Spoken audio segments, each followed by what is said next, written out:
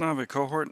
It is Friday, but since I'm working tomorrow at the day job, going to be recording this one here today and streaming it live today. We're going to be going up for Pilum Teaches DCS, a series where I take an aircraft, run through it a system at a time, a week at a time, and really kind of show you how that system works and answer your questions. Prefer that they are tailored to what we're doing today, but if they are about other things about the aircraft, more than happy to talk about those things too. With that, we are in Phase 3 with the F-16, which is going to be guided air-to-ground weapons. Next week, we're going to be talking about air-to-air. Should be a great time as well. But we're going to be working with the JSOW, the JDAM, the Maverick, the GBU-10 series, the GBU-24, the CBU-103-105, HARM, anything that we can steer or point or otherwise have guide itself to the target is going to be the name of the game here for today. Let's go and flip things over to DCS so we can do a walk around on the aircraft. Wait for that to pull up here. All right, we have our F-16. And starting at the outer wing stations and working inward, we have a pair of AMRAAMs on the left wing. We have AGM-65H CCD or Charge Coupled Device TV Mavericks. We have AGM-80 and HARMs. Our fuel tank, HARM targeting pod, and a lantern pod, which for our purposes is going to facilitate aligning the Mavericks a little faster. Working our way outboard to the other wing, we have another HARM.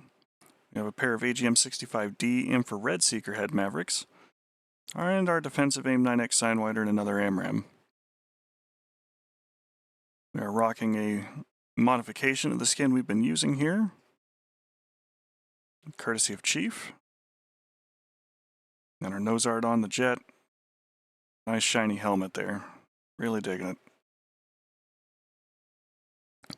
Now we are going to be making use of air starts as one of the limitations for the F-16.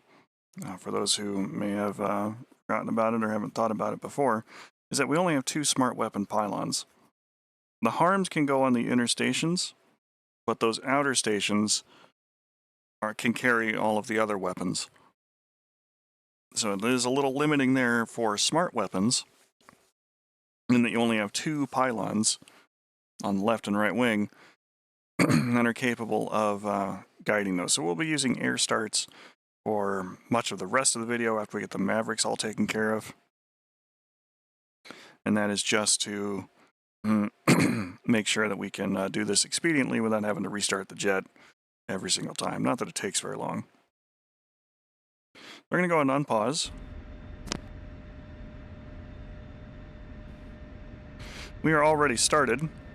But what we're going to be doing now is a process for bore sighting the Maverick missile to be aligned with our helmet and our other sensors. I'm not going to cover the startup because we've already done that with the jet before, so we're going to go right into this one here. First thing we're going to do is make sure we are in air-to-ground mode and that our stations are powered on. I'm going to go and warm up the HARMs while we're at it.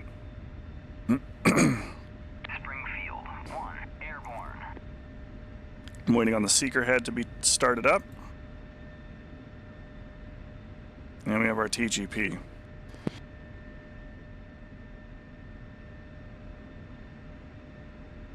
We're going to go ahead and put the targeting pod into snowplow mode so that we can get it looking forward.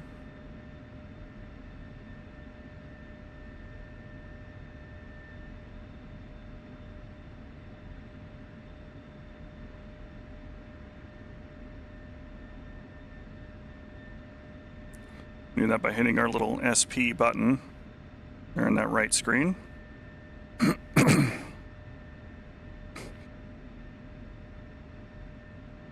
going to go ahead and make this our soy and activate it. Now what we're looking for is something out here about a mile away that we can clearly pick out with a Maverick and lock onto. I think what we're going to be looking at is this building here. So I hit TMS up. And that will automatically, if the weapon page is set for the Maverick, transition us over to the Maverick. Now we have this in bore sight mode, which will allow us to steer the bore. And we're just going to bring this seeker head up a little bit, go to narrow field of view mode. And what we want is to target the same thing in the same place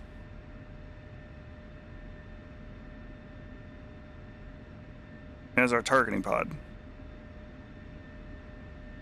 Our targeting pod is looking at this gap in the fence line. We're going to hit TMS up. And we can see where it's targeted something slightly low.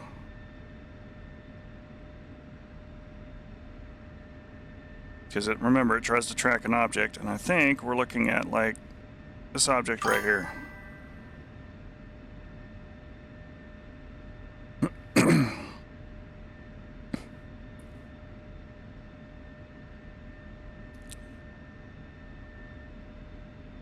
Got ourselves all nice and tucked in. Everything looks good there. Hit the bore sight button.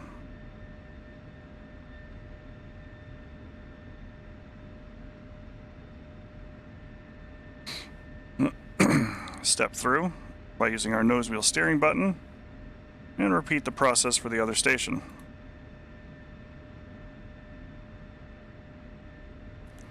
This little fence post right here. TMS up. Bore sight.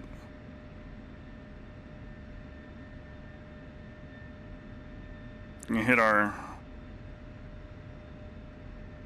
SMS page. We're going to change over to the 65 deltas. We're carrying those on the other side. And make this our soy for the pod. Select our target. TMS up. Maverick selected. Now you can dial the brightness down a little bit. Try and get yourself a little bit more contrast. Especially when you're here on the ground and everything is bright and warm. Remember, again, the goal is to find that same gap.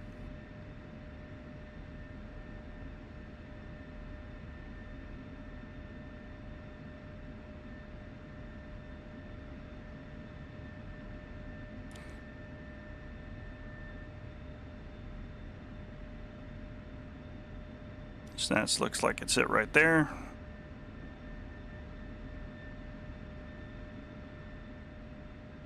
I think I need a ground jet on. Yeah, there we go. Alright, so we're going to have to repeat the process here real quick because I forgot. Ground jettison and master arm into simulate mode. I had it in simulate.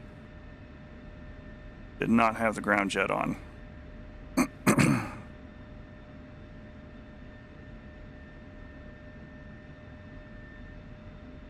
But since we've only got 4 weapons, it is a fast enough process.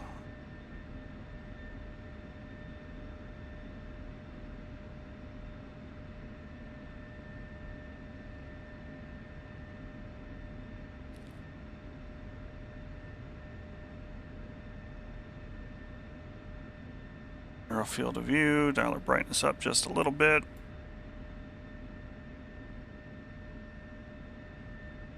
There's our fence post that we got way out there about a mile away. Bore sight. Step.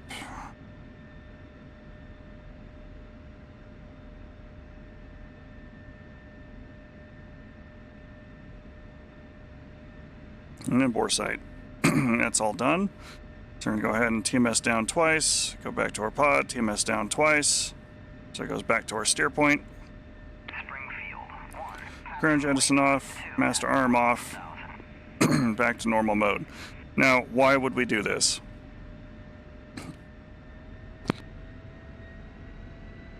It's not really a question for the crowd because, that's why you're here to watch.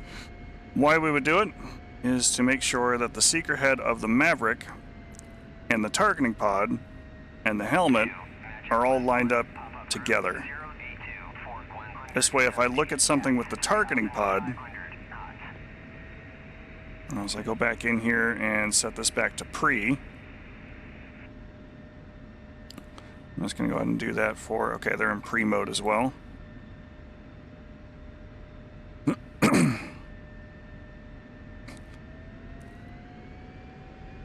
What we want is to make sure that our seeker heads are all aligned together so that when I target something with the targeting pod, the crosser for the Maverick should, in the most ideal case, be lined up with the targeting pod. So I can just hit TMS up once to select my target with the pod, and then TMS up again as it automatically had jumped to the weapons page to designate with the Maverick and get ready to fire the weapon.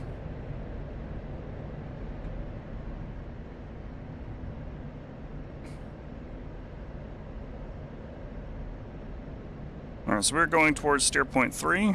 Let's change my low altitude warning here real quick.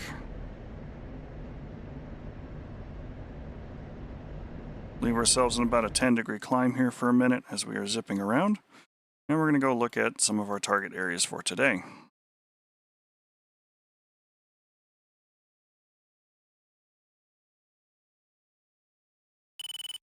I'm attacking waypoint 3 here first.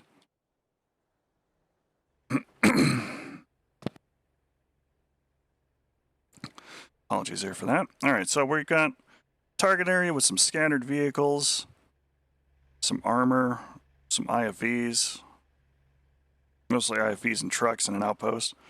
Good Maverick country. The Maverick's missile is really good at plinking tanks, dealing with moving convoys, dealing with small boats. It's a very, very good multi-purpose weapon system. The D variant, which is available after about 1983, is an infrared seeker head meant to look for heat signatures. Makes those things really pop out.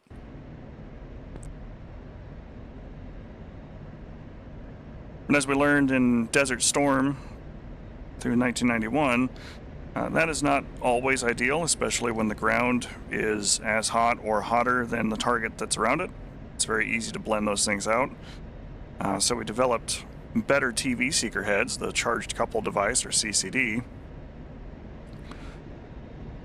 that allows us to look for targets with a daytime seeker head. Now, the CCD is nice, but it is not infrared, so you do need light for that to work.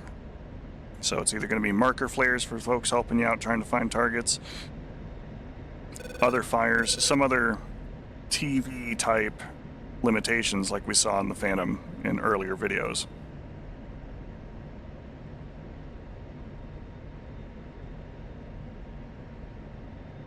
Got a little ways to fly here this morning,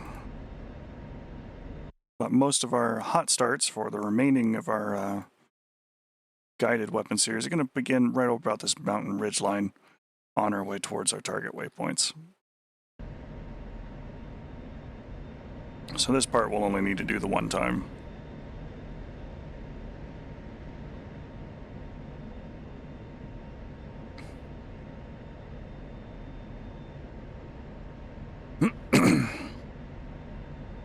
Now while we are on our way to go and attack targets at waypoint 3 with Mavericks, I'm actually going to transition us to steer point 4. And we're going to pull up the AGM-88 Harm. The Harm can be fired in 2 modes. Well, 3 modes, really. Has a pre-briefed setting. It has like a self-protect type mode. But most importantly for us, we're going to be using either the weapon page or the head, which combines the Harm with the Harm targeting sensor, which is that smaller pod there on the left side of the aircraft.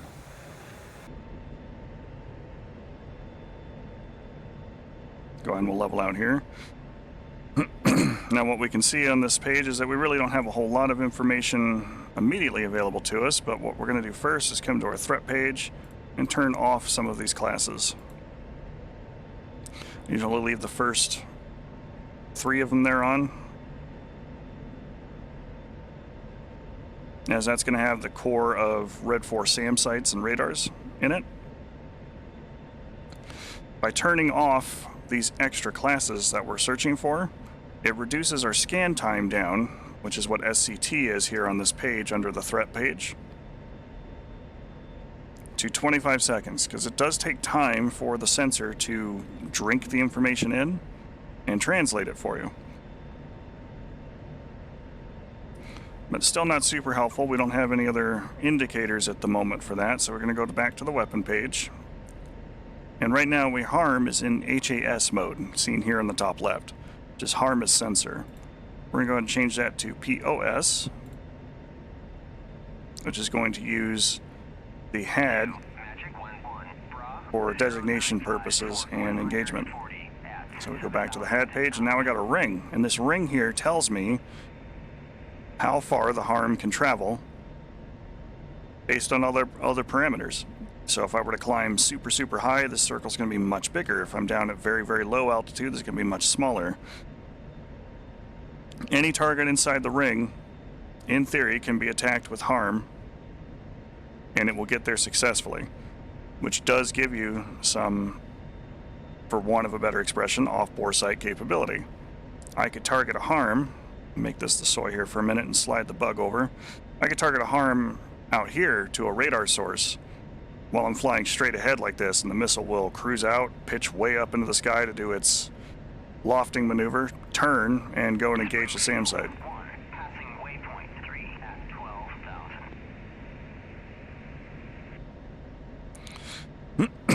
We can see that we've got a search system out here, and since he's up and emitting at the moment, we're going to go ahead and use him for this purpose.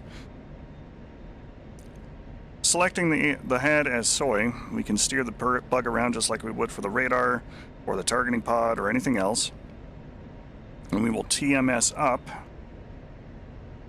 to designate him as a target. Now, the other thing that this does is it does start slewing the sensors over there, but our precision is not very good. We are in PGM5. This number can get down to PGM1.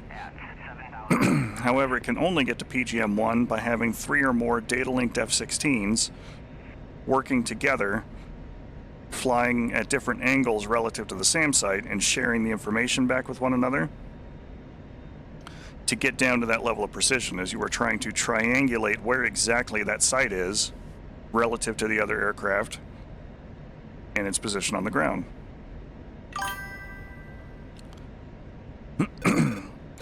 You can get up to PGM2 precision on your own as a single aircraft. Generally, in order to enhance precision, what I will do is start flying obliquely to the site. So I'll kick out here to the right a little bit.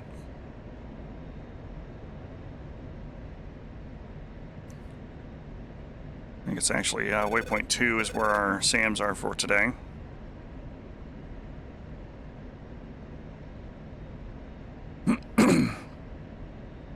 By flying at an angle to the SAM site, what we're doing is providing additional data points for triangulation. If we're flying straight on directly at the SAM site, the only thing the HAD can do, or the HTS can do rather, is give you the same bearing. You know, if you're flying with a relative bearing of 2 degrees towards the SAM site, it's going to go, yep, 2 degrees. Yep, 2 degrees every time it updates. And while you'll get precision gradually over time, because, you know, you are changing the angle vertically ever so slightly by flying at it, the greater the offset, the faster that precision will enhance as you get new data points. So by flying 45 degrees off to one side, for example, your first reading might be on a bearing of 315. The next one might be at 310. The next one might be at 305, you know, and so on. And as the pod gains additional confidence about where that system is at, your PGM precision will get better and better.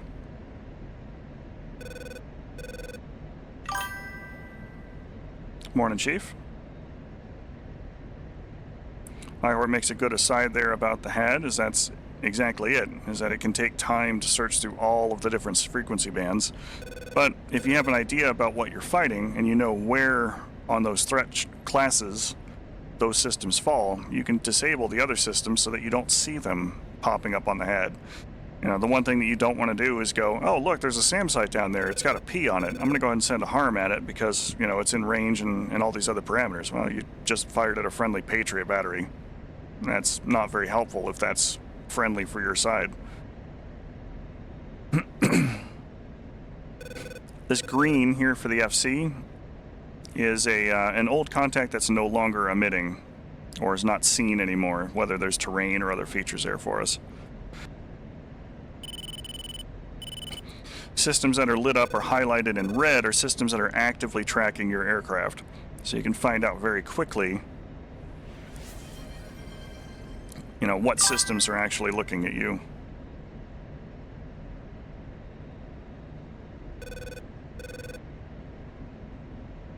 The other thing that we can do, because this, you know, if it's got multiple SAM sites guarding this waypoint, it can get very cluttered very quickly. So we can do a TMS to press, and it will zoom into an expanded mode there for us. So you can thin out the herd a little bit and locate with greater precision the site you're looking for. This has 2 steps for stepping back to the regular view.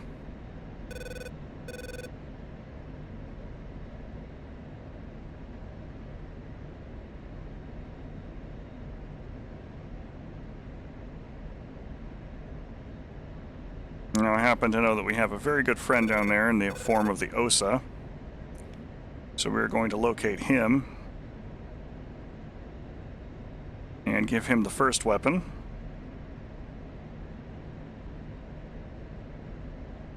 And then we will use the harm as sensor and talk about that weapon release mode.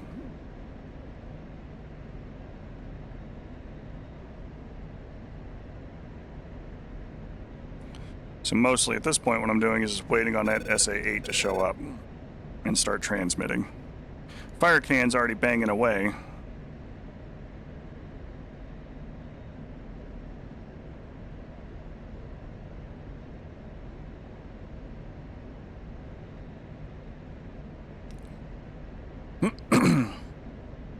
You know, one of the things that we can do when we have him targeted is flip over to the pod, and as the precision programming changes, you'll see the pod will shift position is what it's looking at, and you might be able to catch him in the targeting pod.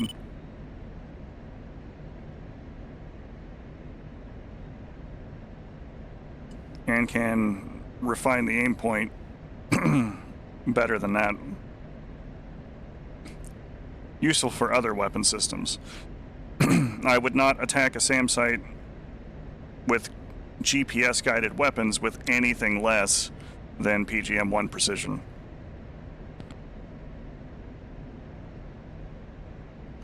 You can use cluster munitions with PGM-2 if you can further refine your aim point a little bit. But your best case is still, you know, using this for harm mode. But it does give you an option for trying to locate other weapon systems using the HDS, even if you don't have a harm available.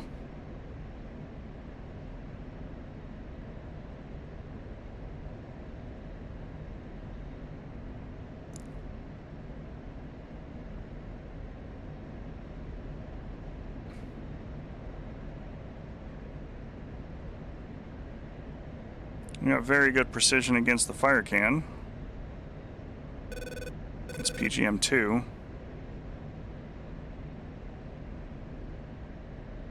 There's Mr. OSA. Alright, so now that we've got him designated, we can see up here on the right, this is our range caret. We're inside the bracket, so we're definitely in range. We know we're inside the bracket as well, because it's very much inside the circle, so Master Arm on, and Magnum SA-8.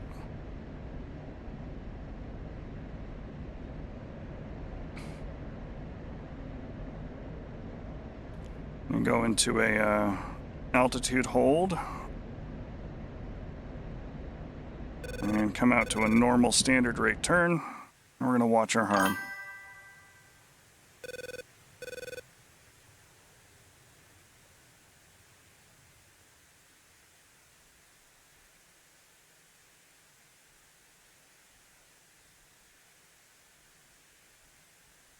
You can see the OSA there by the tree line. And shack, down he goes. Alright, so let's pretend for a brief instant that you're flying around on a mission and Pilum, having designed the mission, has stripped away the HTS for you and you don't got it. It's not available at all. So we're going to use harm as sensor.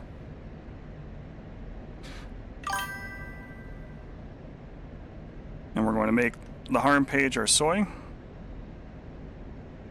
It does take it a little bit of time to scan through.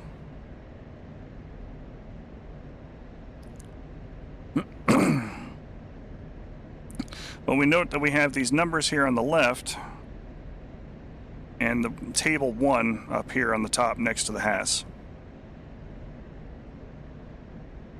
These tables determine what kind of SAM sites or other emitting systems you're looking for. So you can flip through them and select any of the default tables, or we can modify them a little bit.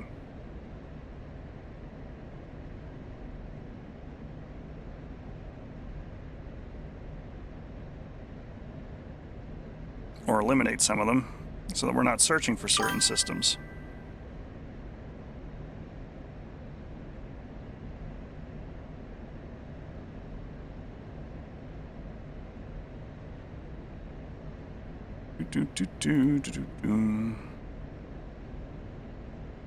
Harm. So we go to the harm page and we can change these tables and table numbers.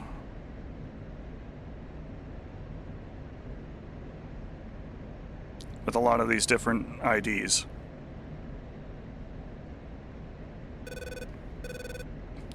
Let's see if we have one in there for FireCan just to make our lives a little easier.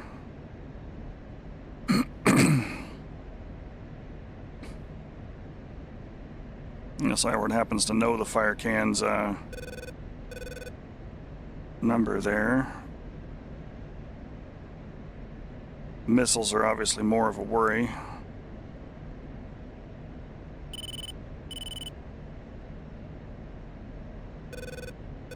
Okay, so we're not going to worry about the FireCan.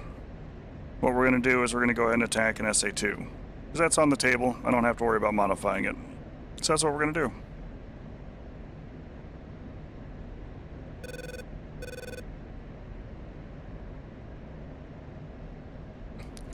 And we can find that the SA2 is on table 3. And we'll head towards steer point 1.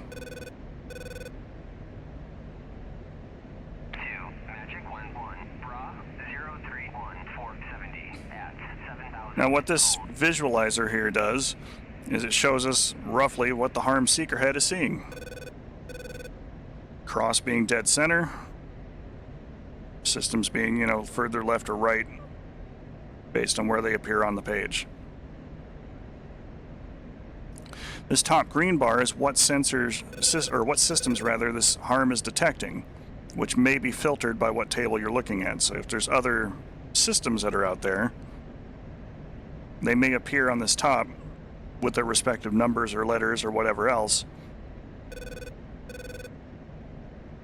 But the ones you're looking for are going to be filtered by these numbers here on the left. As we start getting nose onto this SA2, we should see the 2 start to drift into view.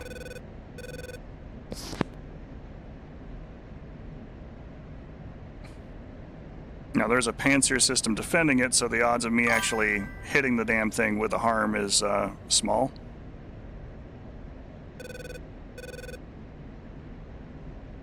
But we can see it floating through. We have an SA, which is a search radar there for it. And 2A, which is our track radar. That's the one that's more important for us.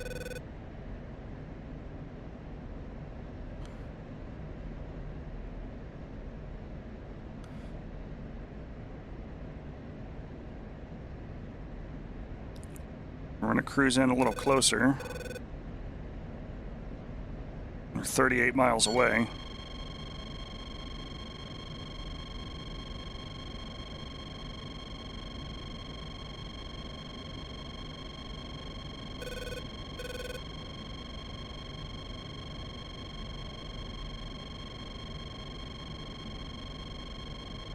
Alright, these should be close enough together, so we're going to go ahead and designate him as the target. The harm says it's ready.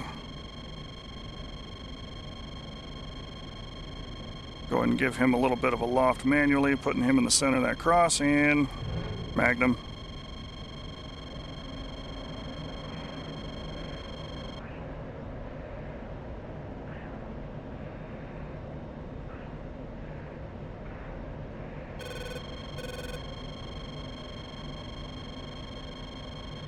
I'm just going to go ahead and turn and leave here for a minute. And then we're going to pull up our Mavericks.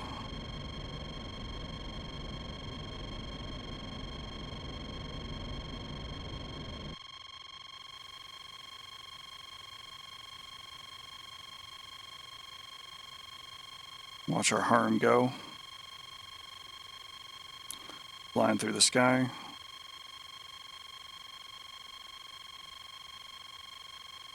And again, with the systems defending it down here, my expectations of this harm actually getting all the way through is very low. And, you know, in your own missions, or in missions that you fly on, you may not know what is defending a given SAM site. And that's okay. But you can use the harm and other weapons to bait out other missiles' weapons fire, so you can figure out what's down there very quickly and then make a decision about how you want to attack it.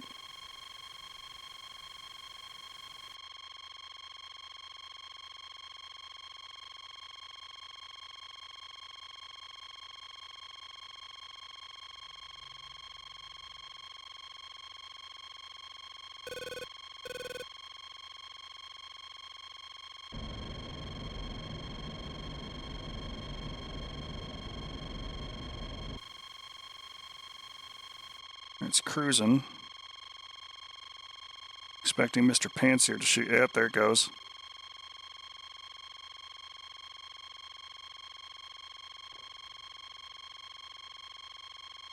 And they killed it.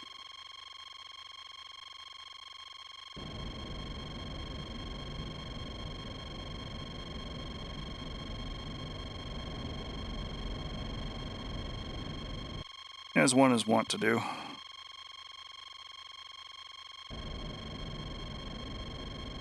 Okay, I'll turn that off for now. I'm not going to get into his threatened rage while we're doing our other thing. But I also don't want to listen to the SA-2 try and track me forever.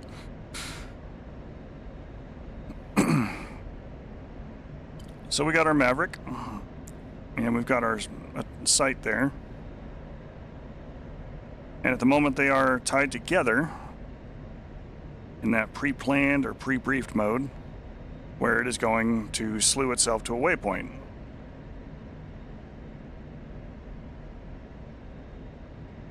And we are still 24 miles out, so it is going to be very difficult indeed for us to try and see that with the Maverick Seeker head alone.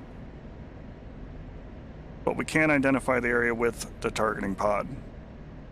And if I slew this to the left or to the right, you can see where the cursor moves, and zoom in extra tight here on the screen, we can see the fire piercing through the darkness there. And if I put the cursor on the pod directly over the top of the fire and then zoom in and look here, it's just about in the same spot. That's what we want. Let's go to alignment for our weapon system. I mean, it is a artillery system, guidance radar, so it's not the most threatening thing in the world. That makes sense. Alright, so going to step back our zoom just a little bit, and we're going to look at one of these guys here. We're going to designate that target. with the targeting pod. Play with our contrast settings just a little bit.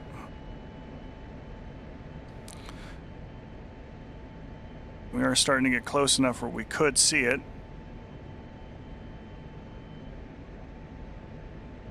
And now it is locked and ready to go.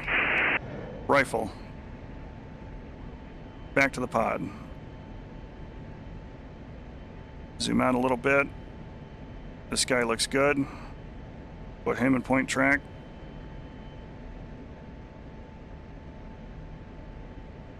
Refine it just a little bit. Rifle.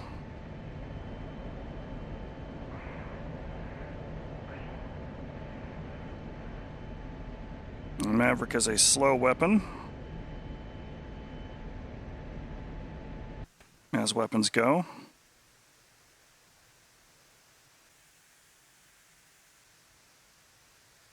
So our second weapon hits first. And there we go. But we got two more of them, so let's go ahead and repeat this process here now with the infrared seeker.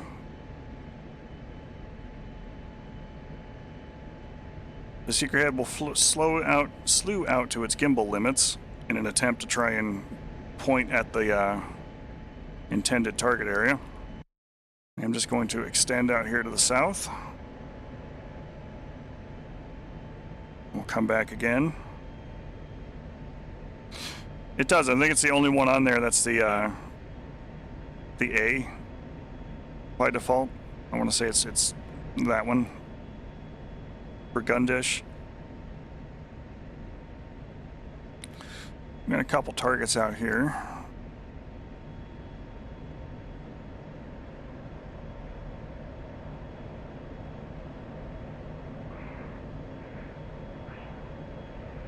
The seeker head is trying to put the work in.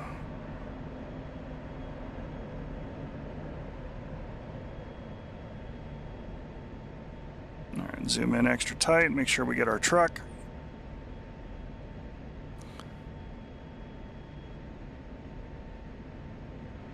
And we're in range in the bracket. Rifle.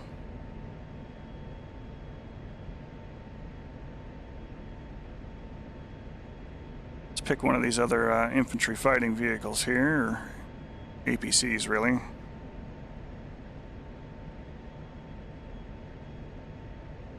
Got him. Rifle.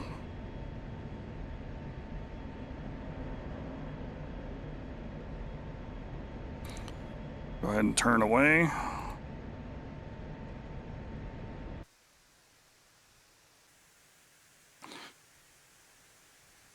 It is possible if you were to fire Mavericks at a given site and then keep flying to it as full speed as you can to arrive at the target area almost at the same time as your Maverick. It's one of the party tricks of the Vigid in particular.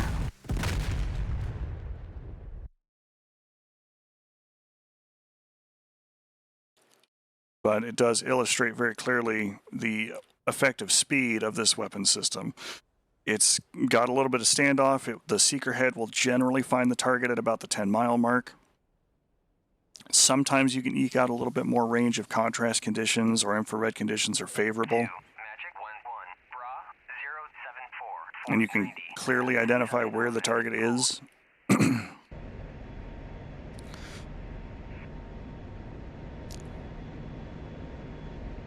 But keep that in mind when using the system, is that it does not have superb range for getting that kind of work done. Let's go ahead and choose a new slot, and we're going to move to the AGM 154 JSOWs.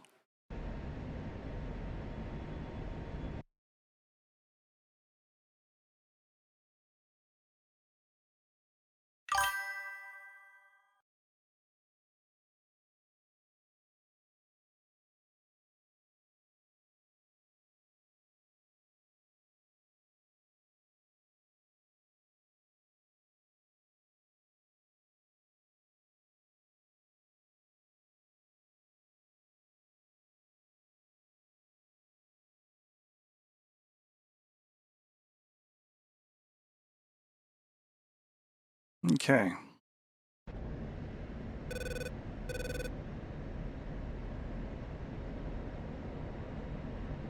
131. All right. That's a fun one. It's a good deep dive adventure for you, though. All right, so we'll pause briefly here. We'll step back out here to look at the aircraft. We are carrying GBU-10s and the AGM-154A cluster munition JSOW. Sometimes I call those the spicy talds, as they function very similarly to a tactical air-launched decoy. But they have the added advantage of, bursting over the target and raining some submunitions on top of them.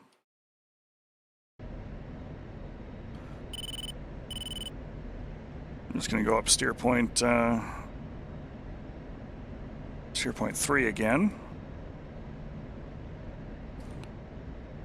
Master arm is on.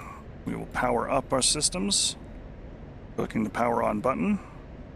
I'm also going to step over and set up our GBU-10s for when we play with those. Put them in CCRP mode.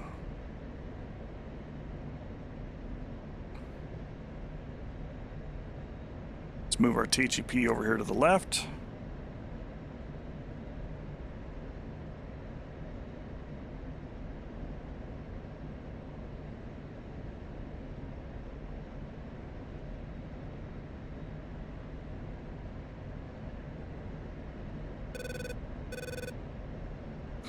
Alright, so using the JSOW. Turn our lights out here real quick too. JSOW is really good at dealing with soft targets, drawing out fire for other SAM systems, which is a lot of the reason why I like to use them. Good for blanketing an area. It puts a small column of submunitions in play. So it is kind of a situation where more is better. You can change your expected target size a little bit. You can release them in pairs with different spacing. Example, this one is 1,000-foot spacing side by side. This is 1,000-foot spacing fore and aft. So you can saturate an area a little bit. As a glide weapon, it is unpowered, so it relies on two things to get to its target: airspeed and altitude. These are not something that can be tossed, as cool of a feature as something like that might be. You're not going to be able to climb up, pitch up 30 degrees, and then throw this off, because as soon as you do that, it's going to try and get to level flight as fast as possible, negating the advantage that you tossing it in the first place, and then glide towards its target. It's just the way the system works.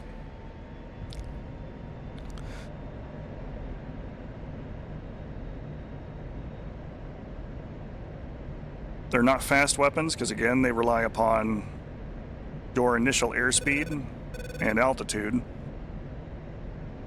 to give it all the energy it's going to have getting all the way to the target.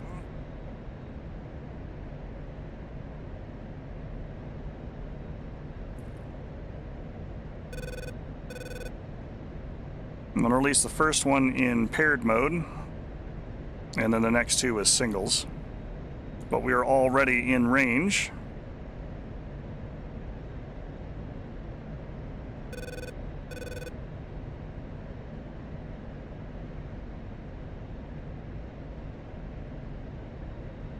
I'll have to be in true level flight, but it is somewhat helpful. Don't make the JSOW do extra work that it doesn't have to do. They can turn, like they fly towards the target, so you can release these a little bit off bore, left or right, and have them turn around and attempt to attract the target, but remember that that bleeds energy. And so you'll need to be a lot closer to the target area to make that work. Alright, master arm is on. We're in full afterburner, 22,000 feet, well within the zone. There they go. Switch over to singles. The only thing that we're doing here with this one is the same thing we would do with most weapons. We're just kind of pointing at the spot where we want things to go. And TMS up. Off it goes. This looks like a good area there too. TMS up. Off it goes.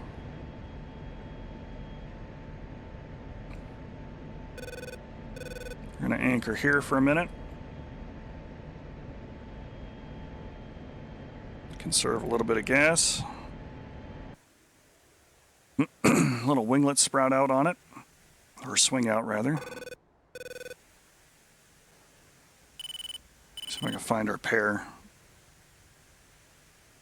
They should be close together, like these two.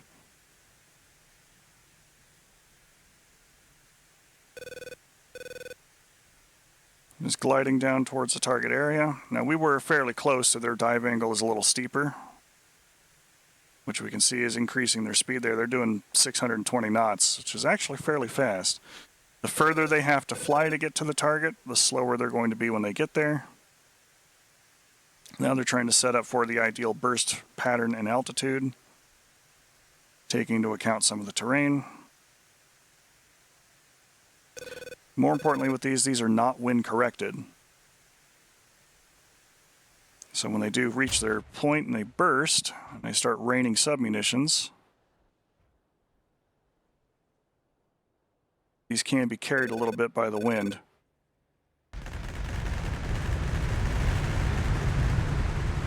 And with 1,000-foot spacing, they kind of bracketed our target area rather than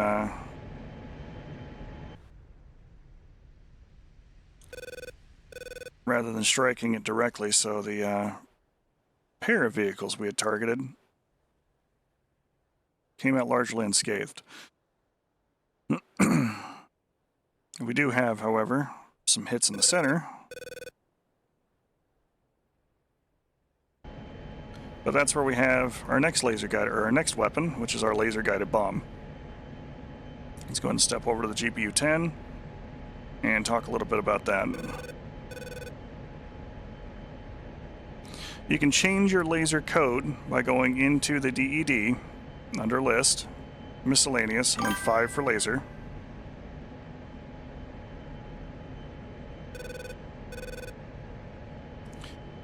And this shows me 2 different codes, TGP code and LST code. That first code is what your laser is actually firing on for a frequency. This has to match your bombs or you're not going to be able to steer it. But it is something that you can change, so if you have an Allied aircraft, for example, that is operating on like 1776 for a laser code, you could encode that, point at a target, fire your laser, and guide their laser-guided bomb so long as the frequencies match. The LST code that we can see down here, now highlighted,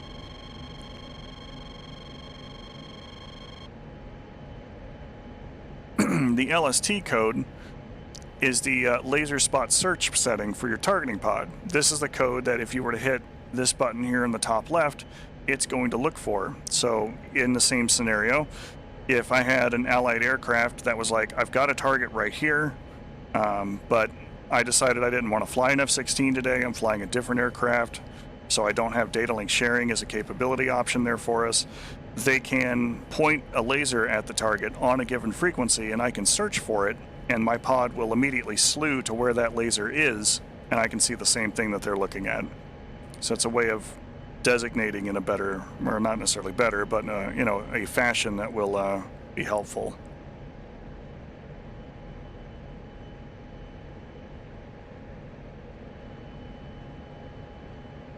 All right, so talking about the GBU-10 series in general, laser-guided bombs all more or less work the same. The first thing we need to make sure that we've done is a laser switch needs to be armed. You can see a little L appears in the targeting pod window to let you know that the laser is armed. The laser is activated by pressing and holding the front trigger like you're trying to fire the gun. The pod has to be able to see the target area to designate it. So like right now, I'm currently masked, which means that the laser will not fire in a way that the bomb can see it, as it is trying to look through the aircraft, and that's a no-go. Make sure I haven't been shot at yet.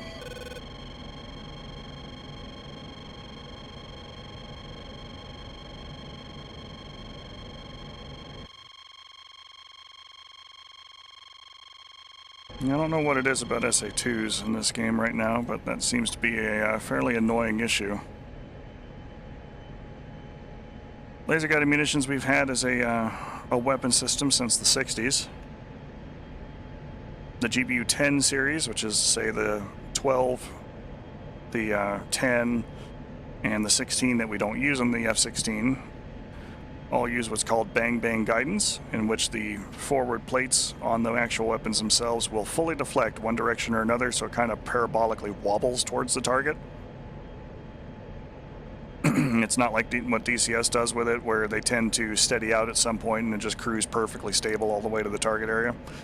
Not that that can't happen, but when you're using full plate deflections to steer the bomb, it tends to wobble rather than, you know, precisionally guide, which costs it a little bit of range, but not an appreciable amount.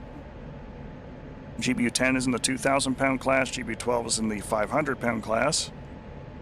And on the smart pods, you can carry pairs of GBU-12s or singles for the heavier bombs. We're going to hit TMS up just to designate our area there. This puts us in point track. We can use that to follow a moving target, like a convoy. We have our ranging bracket there on the right to show us when we're close.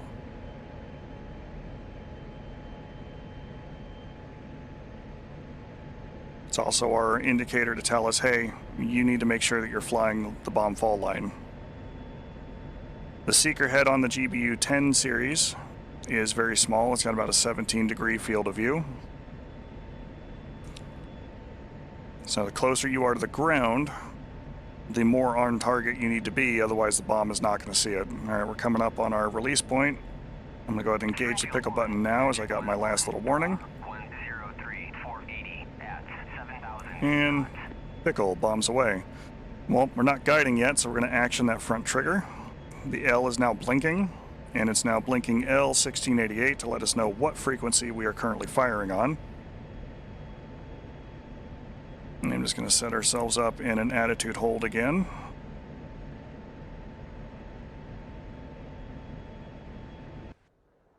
And we'll watch the bomb come falling in as I'm just holding the trigger down.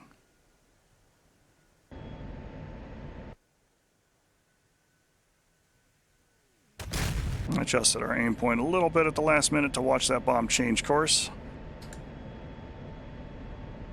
But that strikes the target.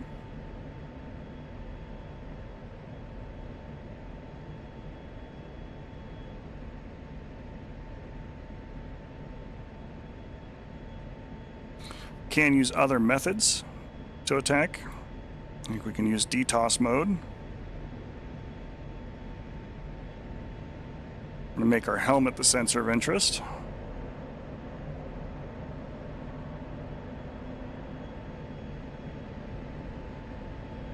Look around at our target area there, and, you know, I think I see something right about...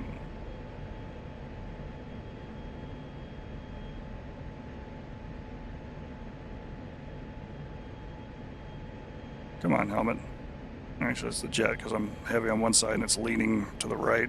I'm trying to compensate for that right about there. Looks good. Refine our aim point a little bit. We're going to come in for the attack. It's possible to toss bomb laser-guided munitions, but take into account when you go to throw the weapon that there's going to be a period of time where that bomb is definitely not pointing at the ground and can't look for a seeker, or can't look for a laser, rather.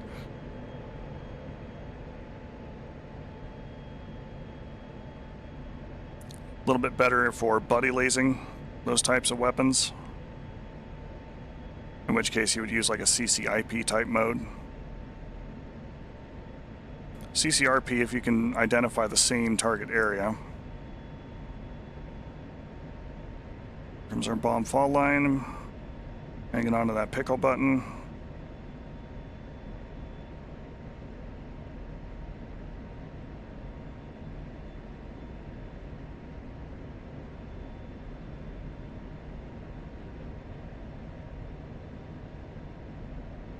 Actioning our laser.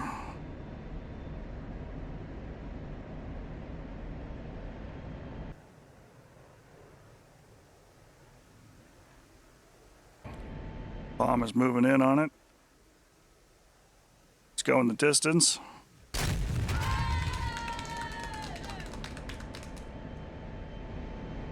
And a successful strike.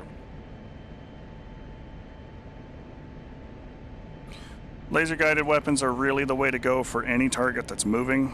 If you're looking for a larger area, such as a convoy or a ship or anything else. One of the weaknesses of GPS-guided weapons, at least the ones that the F-16 carries normally, are that they are released at a set of coordinates. Those coordinates do not change. You can update those coordinates to be anywhere, so if you lead your target enough, you can drop a smart weapon like a GBU-38 or something on top of a convoy, but that requires you to lead it ahead of time. It's why we developed the 50 series for the GBUs that combined the GPS-guided bomb with a laser seeker head on it. That can go, okay, cool. I can see a laser down there. I'm going to follow that now and ignore my GPS tracking. So the GPS gets it close, the laser refines the aim point.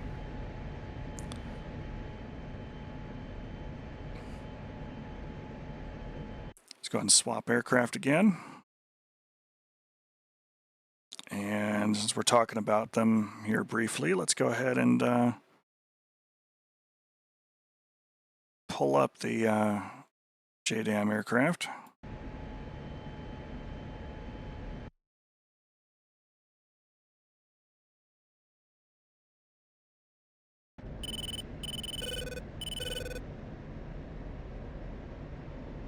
Let's make sure everything's turned on, the lights are turned off, helmet's on. All right. And our quick little fly around our aircraft as we show these off. All right, so we're carrying GBU-38s on the right wing station, got a pair of them. It's a 500-pound class weapon, GPS guided. GBU-24, which is another 2,000-pound class weapon, but it combines two different things there. The first is proportional fin guidance, which means that the plates that are steering the weapon will deflect proportionally to fly as clean of a glide path as possible to the target, which does mean that it benefits from having additional range, but greater expense.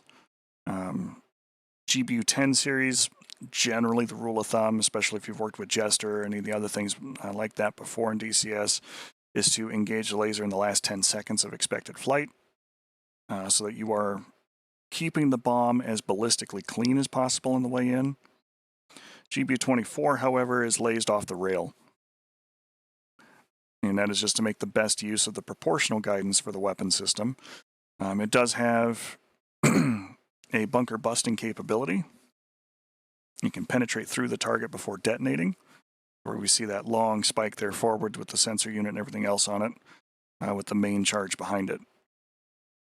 Disadvantages over GBU-10, a lot more expensive, which for DCS matters a lot less. It is a little heavier of a weapon system, and it's a longer weapon system, so there's some stations on different aircraft that can't carry it. But otherwise, it performs very similar. On the opposite pylon, we got another harm. And we have a GBU-31 with the penetrator nose on it, which will function very similarly to the GBU-24. It's designed for punching through concrete and bunkers. Otherwise, it is very similar to its GBU-31 version 1 cousin, which is just basically a Mark 84 with the GPU kit on it.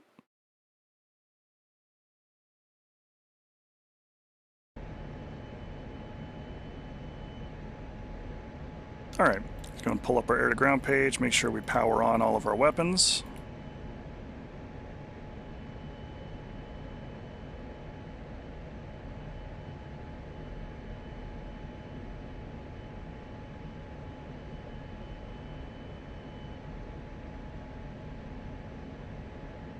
That's good to go. Put our targeting pod up.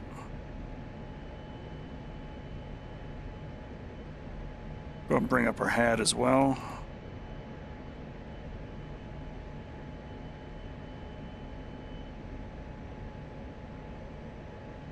Get our harm ready to shoot.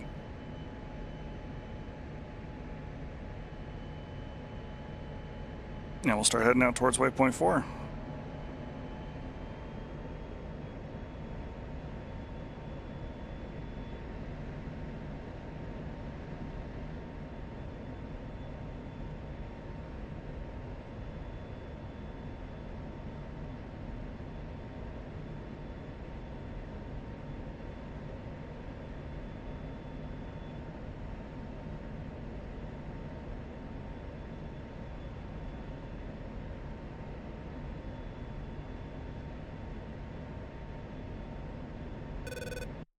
little bit of distance to cover before we get there.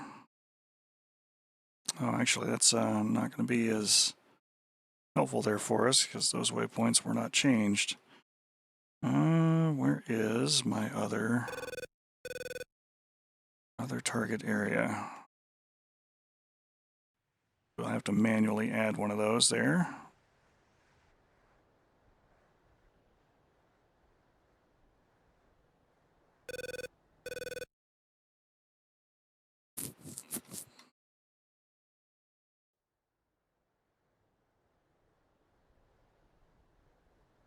Trying to remember what little town I used.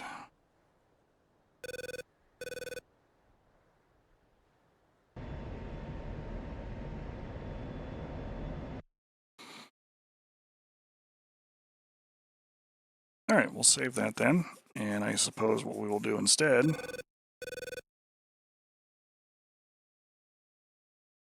is attack waypoint 2.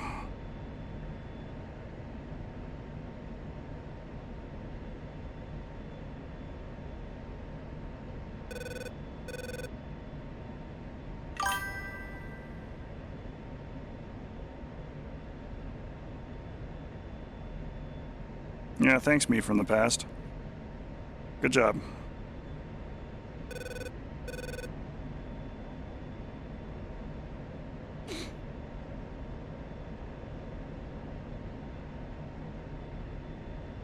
Alright, so we got a variety of weapons here on this one to use, but they all basically function the same. Except for the inner two pylons, of course.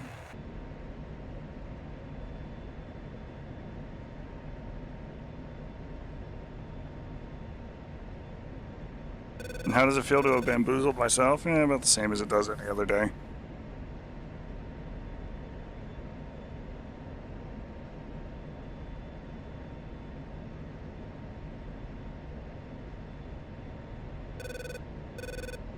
Now we did deal with an SA-8 that was down there, however, I know there's an HQ-7 down there too.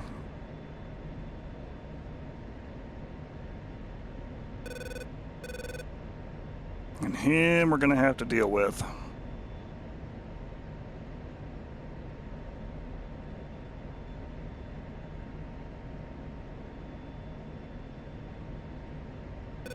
Thankfully though, we have the tools and the talent. Should be able to make this reality happen.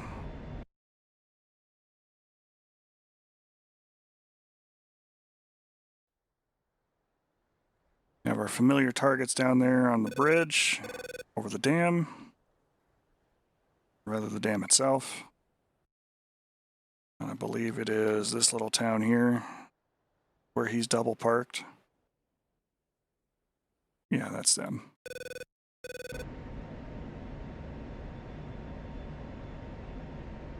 Uzi 1, Magic 1-1, Bra 074, Fort 100 at 7. Appreciate the follow. The Aerospace Professional. 3, let's go ahead and get this going.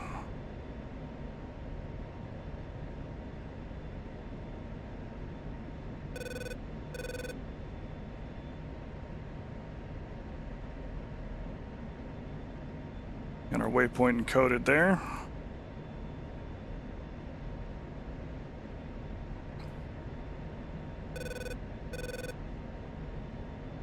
Should help us locate and deal with that HQ-7.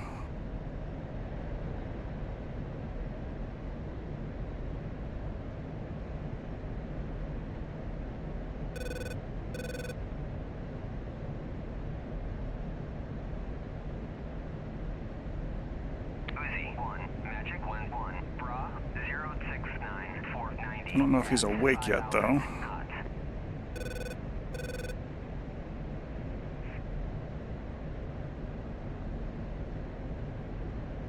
Alright, so while we're cruising, let's talk about those JDAMs again for a minute. Because they do function very much like a lot of the weapons that we've been using so far. You're going to find an area with the targeting pod. And select the weapon system itself.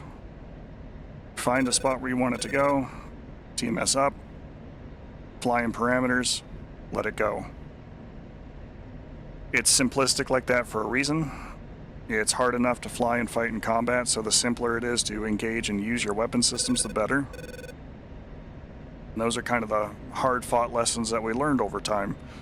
So if you can make some of these processes simpler or all work the same as one another without having to do a bunch of fancy mode switches and toggles and everything else, if it just handles that in the background when you select the right system, you got less things to fight inside the aircraft while you're trying to fight outside of it.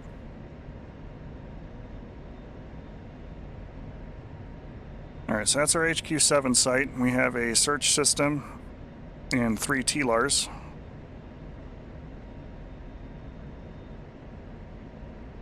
And we're going to need to get rid of those.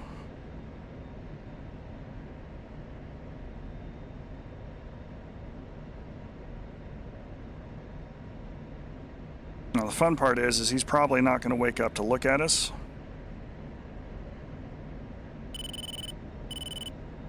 Until we're almost on top of him.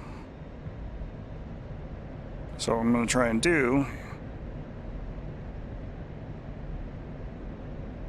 is put bombs in the zone from outside of his reach.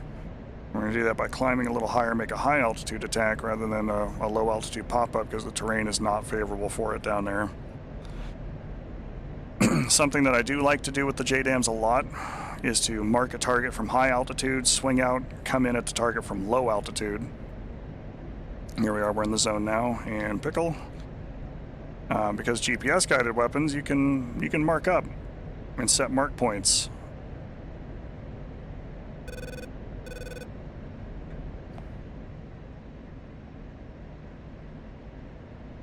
And now I've got a cloud between me and the target area. Alright, it's starting to resolve. Be quick about our business here.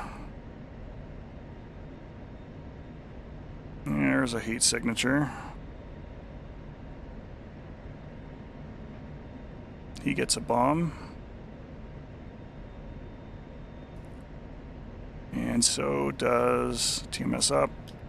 E. The only thing you have to worry about with the JDAM is being in the zone. If that carrot is inside the bracket, then you're in position where you can try and throw the bomb and hit the target. That does give you, based on altitude and airspeed, a good range of somewhere around about 10 nautical miles in most favorable conditions. Probably more likely to be 5 or 7. Again, just kind of depends on what you're doing with it. But they have the benefit of being able to be designated through waypoints.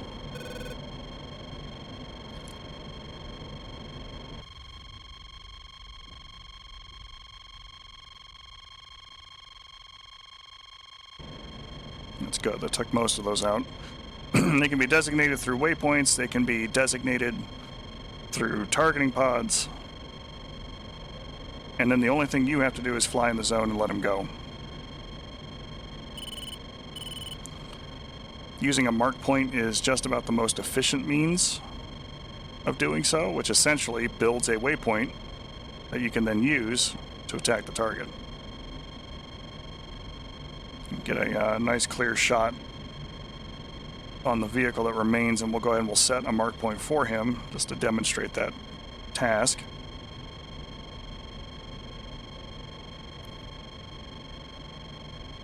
Yep, the radar system's down, but the other vehicle is still alive. So we're just going to come over here, put the crosshairs on him like so. Tap 7 on the ISCP.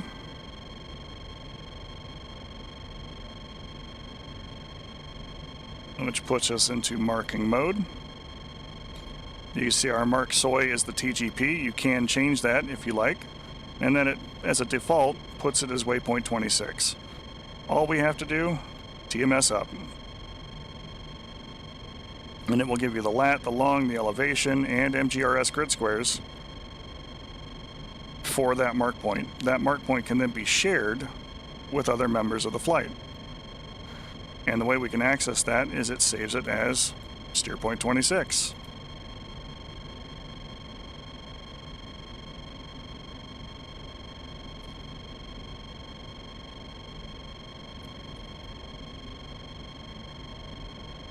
Alright, so let's go ahead and finish this last guy off.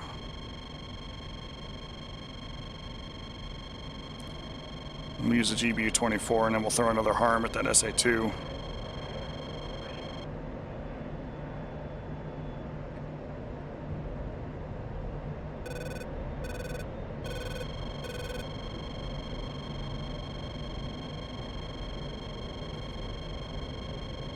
Lasers armed.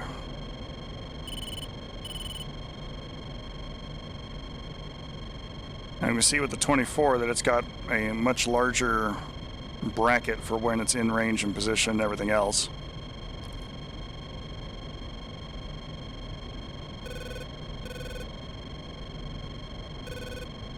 Get ourselves into position here. Bombs away.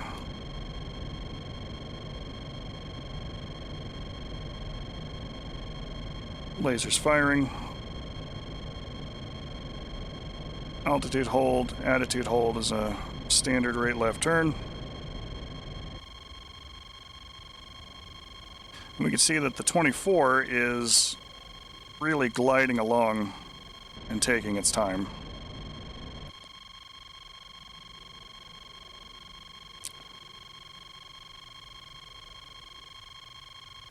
As the nose falls here, it will pick up the laser. Its preferred method of attack is top down, so it can really use gravity to assist its fall on top of the target. It's pitching down much harder now. I have an SA-2 that's fired at us, so we're going to be quick about our business here. And we masked the pod, so it stopped lasing.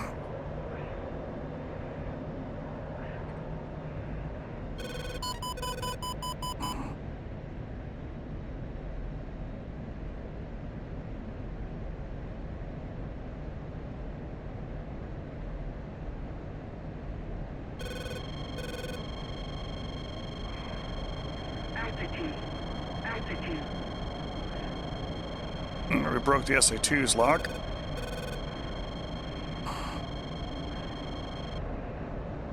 HQ-7 wants to play.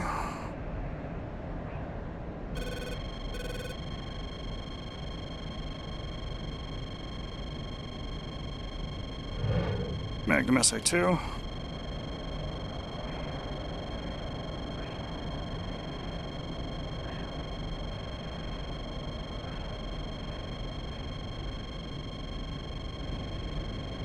And just to make sure that I don't get stuffed by an SA or HQ-7 there, let's go ahead and get down into the weeds.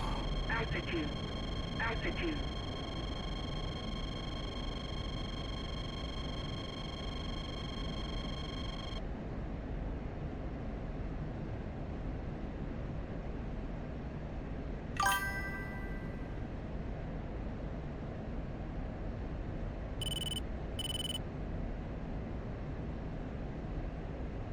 Thank you. Yeah, I did have follower chat on earlier for gray zone. We'll get back in there and change that setting there for it. I do appreciate the follows, though. Let's see where our harm's going here.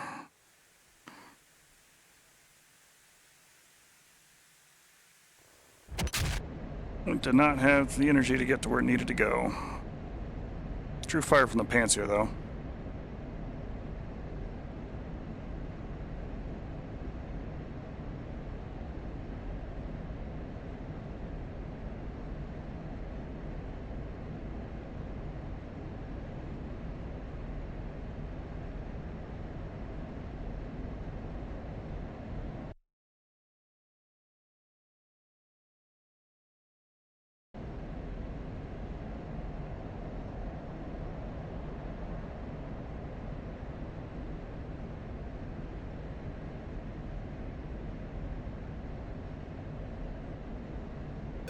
Alright, let's go ahead and start cruising for home. Set ourselves up on our TACAN. Should be 21 X-ray for Incirlik Air Base.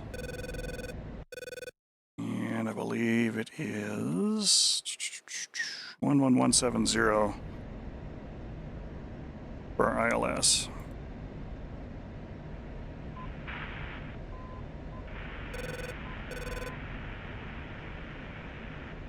Turn those down so you don't have to listen to the beeping quite as much.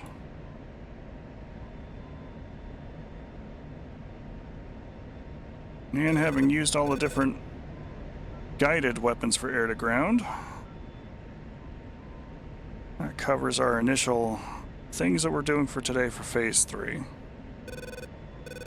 Should be back to our Saturday schedule here for next week.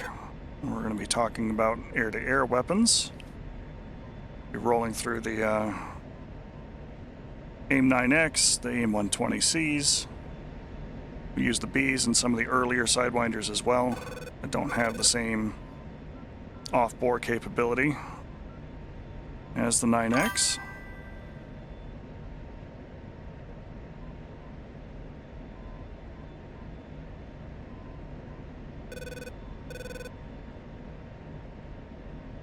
Go ahead and select our hunting bug over here.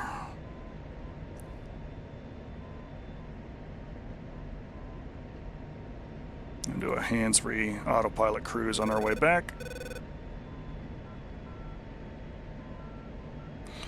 One of the many things that I see a lot of new pilots struggle with, particularly with the F-16,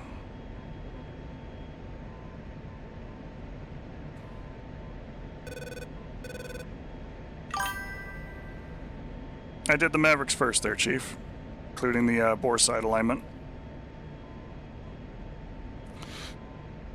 But one of the things that I see a lot of people struggle with the F-16 is fuel economy. A lot of folks complain about that, and it does have a much smaller fuel tank, which, I mean, realistically speaking, as few pylons as you've got on board the aircraft, unless you are flying or cruising for a long period of time, is less of a concern.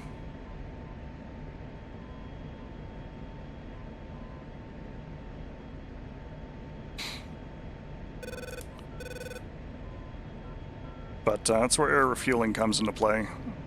Now, with only a 7,000-pound internal tank, which reminds me to go ahead and start inerting my center line for when I land.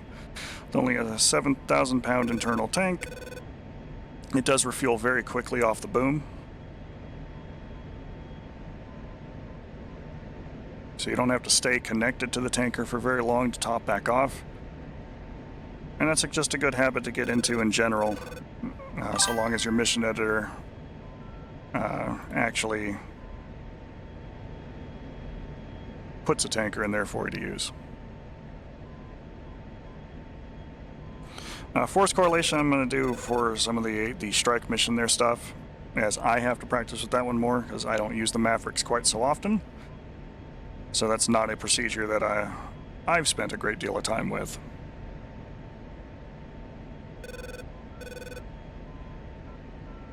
But with the Mavericks bore-sided together, it's a very simple matter to just TMS up twice and lock onto the proper target, identifying it with the targeting pod, and then making sure the Maverick seeker head is slewed to the same place.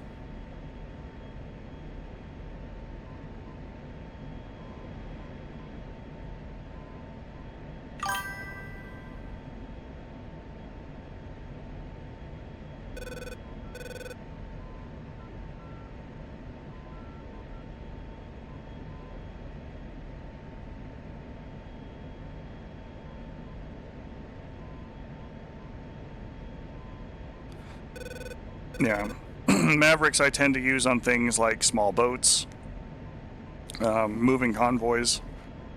You can, if you're really quick with it, get up to an SA-3, but it's much like the Shrike with the F-4, where anytime you're pitching that weapon into a combat zone, you are doing so at disadvantage, because you are always going to be within its lethal range. It's always going to be a faster missile than yours.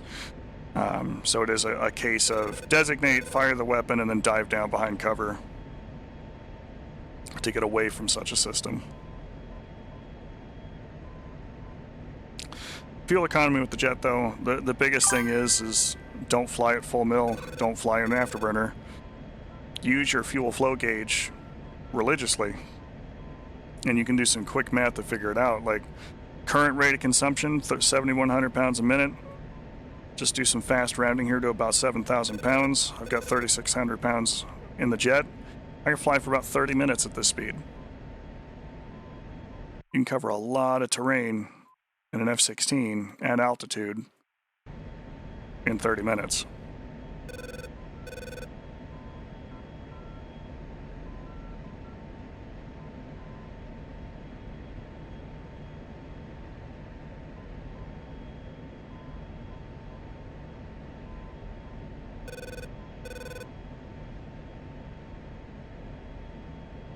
Yep, Chief's not wrong there. Does with the larger Mavericks though, I think that limits the amount that you can carry on your pylon, because I think it's just a single shot at that point for the heavier Mavericks. A lot of capabilities with the H's and Deltas though.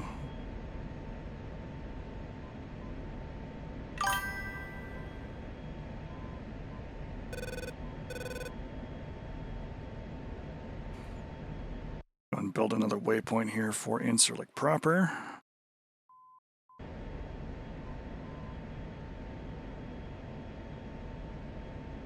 Call it steer point 5.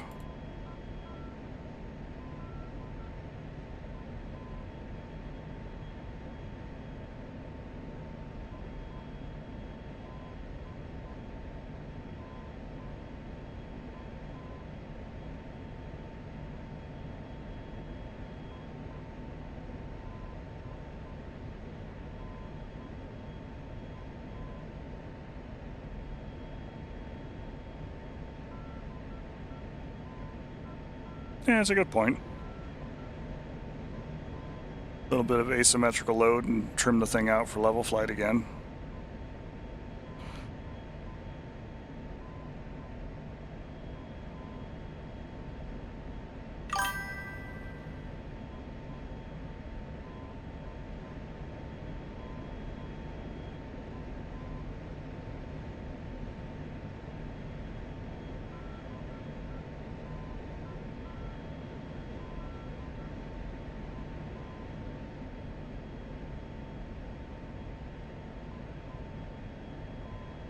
Oh, I did not enable those.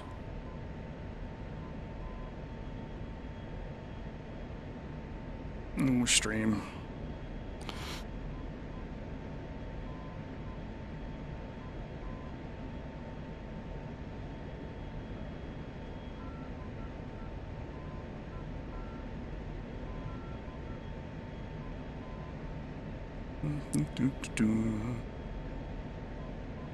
Go back in there and set that up a little better.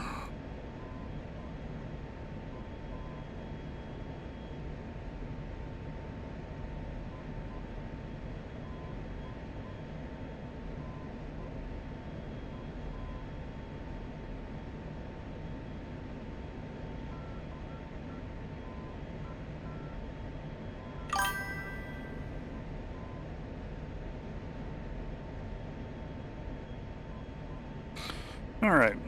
Go and get ourselves set up for landing. We are about 30-ish miles away.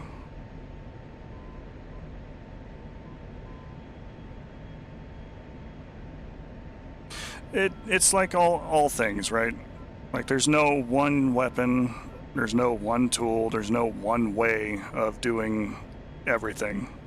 It's about using what you got, understanding the capabilities of what you got, and selecting the best tool for the task at hand with everything else that's going on.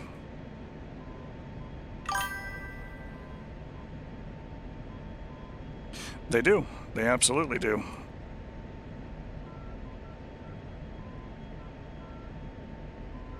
It is a system to know how to use, for sure. All right, let's go and turn our lights on here. We are in nav mode. Go and begin our descent, plane in hand.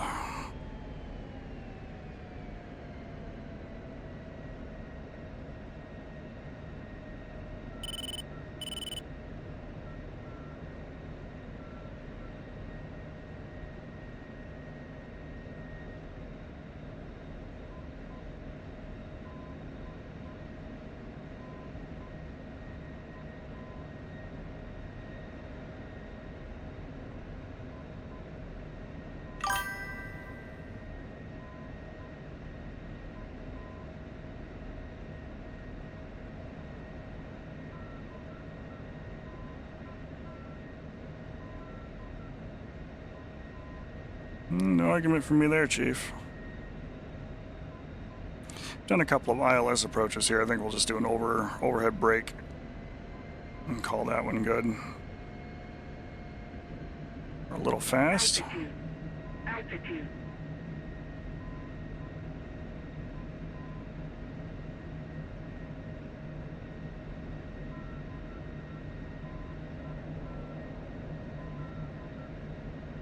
Overhead brake landing is very similar to a Case 1 carrier approach.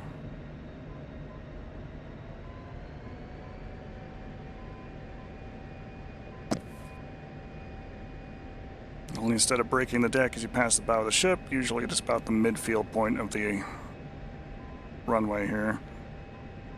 A little higher in altitude, and we'll try and bring that down to about 800 feet.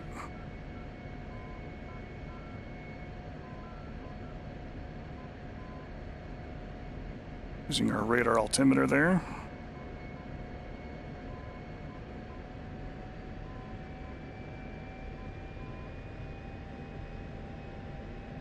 And it's about the midfield point there. 205's in the brake. Speed brake comes out, throttles to idle.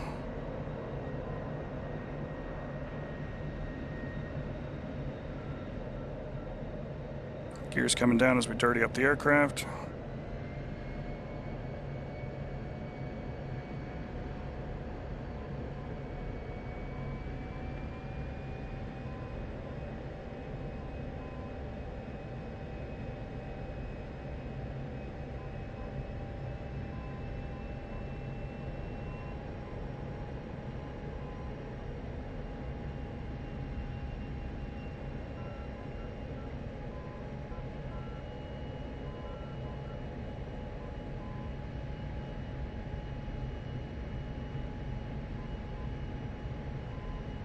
Crossing about the 45-degree wing position mark.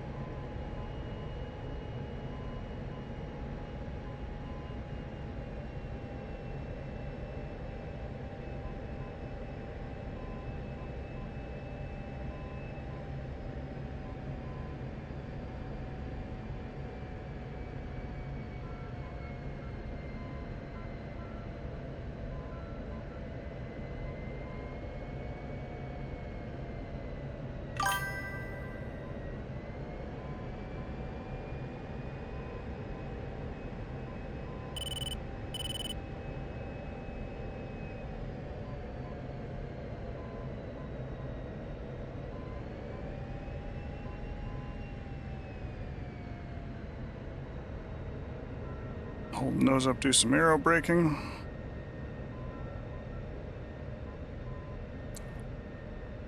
And as the nose naturally settles, apply the brakes.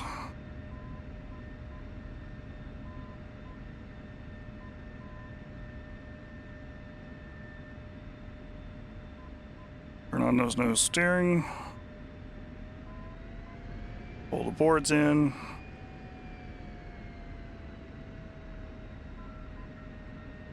And we're back at home.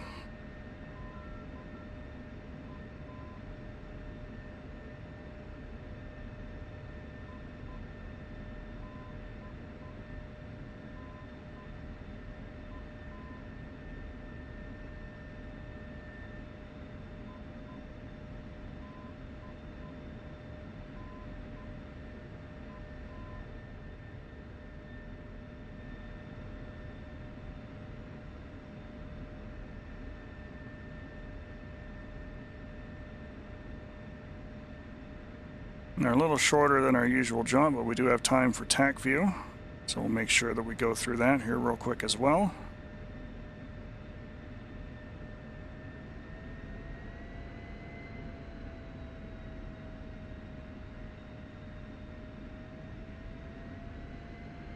Once we get ourselves all parked and cold and dark.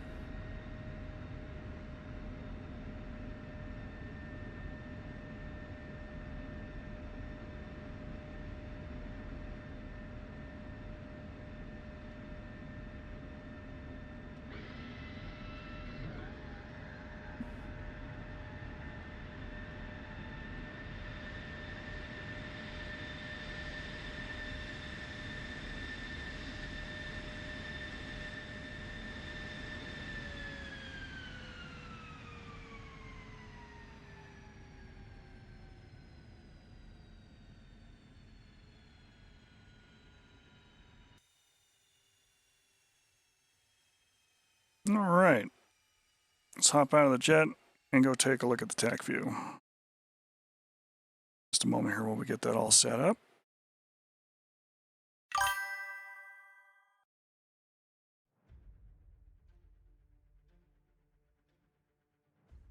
No, we'll leave that as a surprise for the next pilot to jump in there. Those will be up.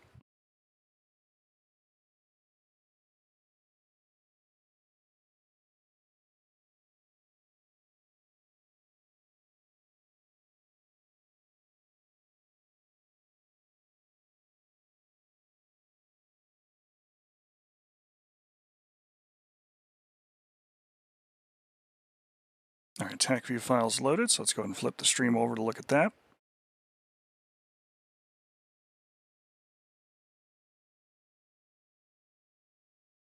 All right, so for those unfamiliar, TACView is a third-party program that interfaces with DCS and with a few other games. I believe Falcon BMS, IL-2, Battle of X, and such, that takes telemetry data from the game and converts it into a 3D environment that you can look at, manipulate, examine. Especially useful if you're flying either on your own or on servers that allow for such information to be transmitted and taken care of. I've seen on some PvP servers where they enforce a 10-minute delay, or if TACView isn't installed, that is the default. So you would be missing the last 10 minutes of telemetry data as a cheating preventative. But in our particular case, and for a lot of what we do in Pantheon, this tends to be what we use to sit down and do a debriefing and examine everything for different aircraft in different situations where interesting things come up.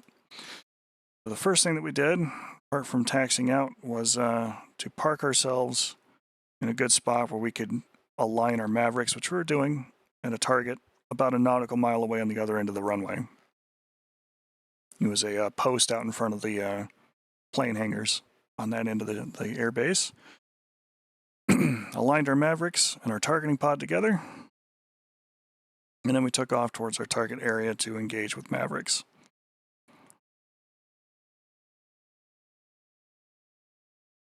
We changed our process on the way through here, switched over to the harms, using the HTS as we were going to attack the SA-8 that was in this sector here.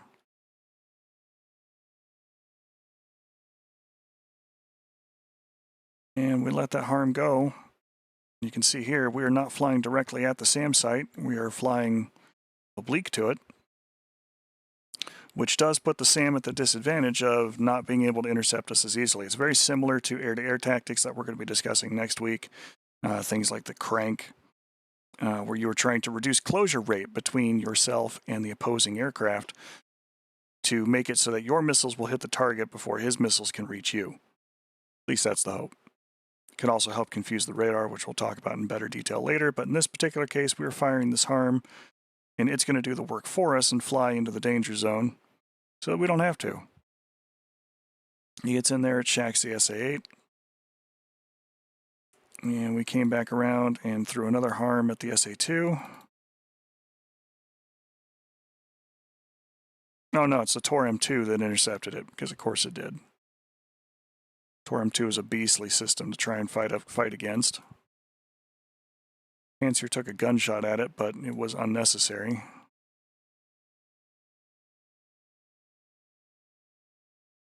Let's go back to our aircraft and the Mavericks. We came across our target zone. We targeted the area with the pod, with TMS up. That immediately cycled us to the weapon page on the other MFD. That allowed us to actually select the target for the Maverick. One of the advantages of doing that over using it in Viz mode is the ground stabilization. It's a lot nicer to have it already stabilized and pointing at a waypoint, so your targets are all conveniently located in the seeker head's field of view. So that makes it a lot easier to go ahead and employ that weapon system in a ripple, which is kind of what we end up doing here. We had 2 each for Maverick H's and Maverick D's. So I quickly selected 2 targets, gave them both Mavericks.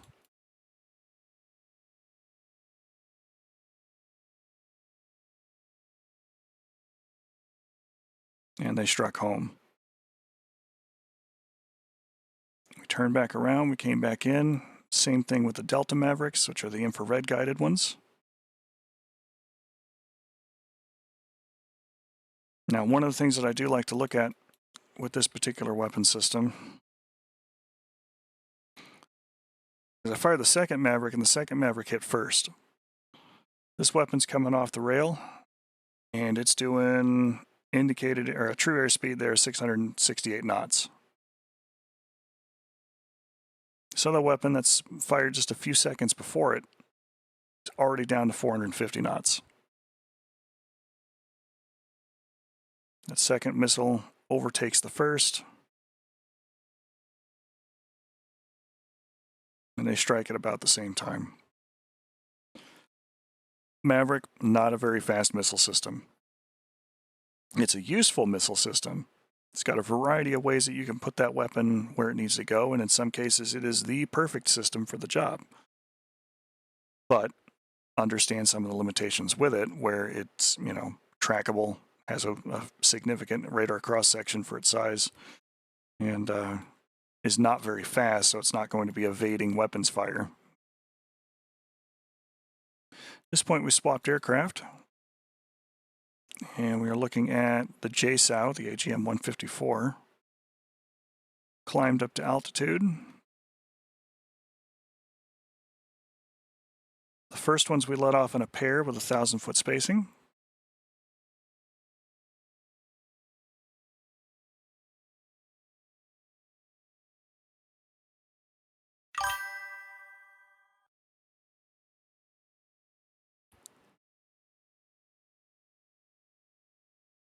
On our swarm of cluster munitions. All burst over the target. Our 1,000-foot spacing JSOWs. Appreciate the follow there, Santa Owens. Our 1,000-foot spacing ones really didn't hit the one truck we were looking at. It was too wide, which is fine. Adjust your target ranges and everything else for the targets you're shooting. It caused some damage, but no destruction, which is typical for DCS cluster munitions.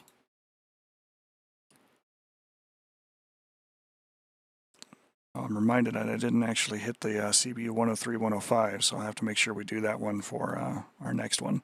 They're employed very similarly to the JDAMs we did earlier. All the GPS weapons operate that way. The 103 and the 105 function similarly to the 87 and 97 cluster munition dispensers, but they are wind corrected. So you don't have to manually adjust for the wind, which is their big parlor trick. Otherwise, they can be released in the same sort of burst patterns. Actually, we have time. Let me go back up here in just a minute, and we will do that too, because I'm still in that mission.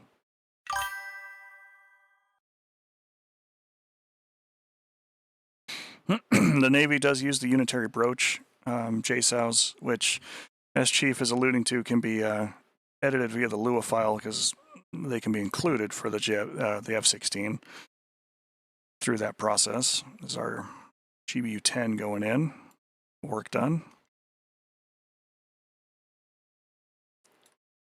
Which basically turns the cluster munition version of the JSOW into a large bomb that has a glide package. It's our second GBU-10. The Air Force does use them too, but in particular with DCS, it is not default equipment on their F-16.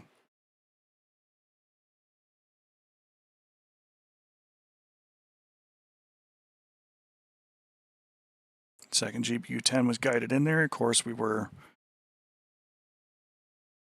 holding that button down to fire the laser once the laser was armed. And then we swapped aircraft again.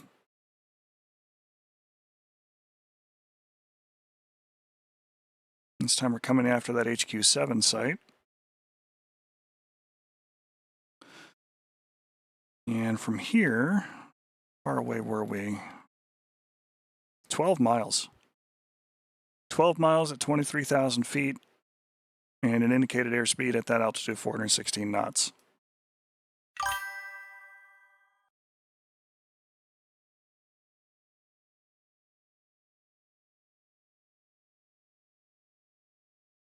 Send all of these GPS-guided weapons towards their target. The HQ-7 denied me my prize with the large bomb. However, the smaller ones got through.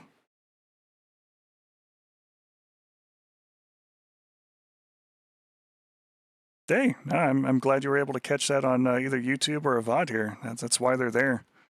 I do love teaching and sharing the knowledge and try and make DCS a little more accessible for folks. There's a lot of other places that do that kind of thing too, especially with like 1-minute DCS videos and Chuck's guides, which are easily the pinnacle. But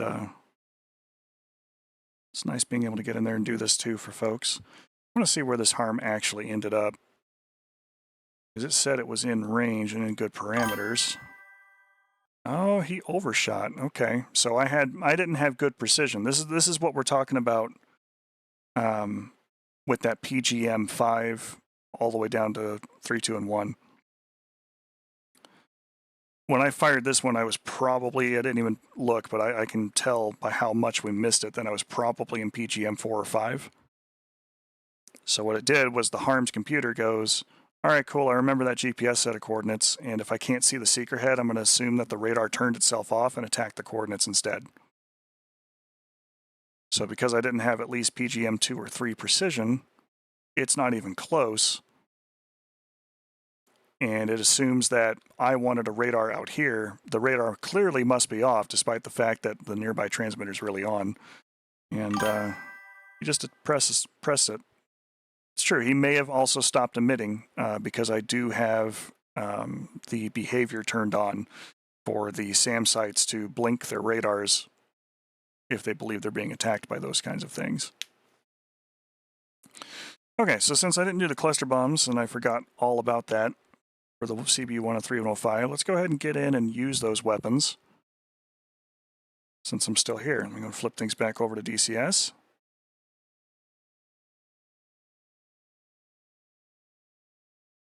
And we will get that going again. Give me just a second here. That stream will be back up. Back to game capture.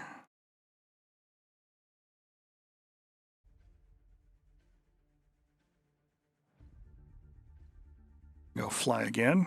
That's already just going to be up there for us. And we'll select the air start for the CBU 105.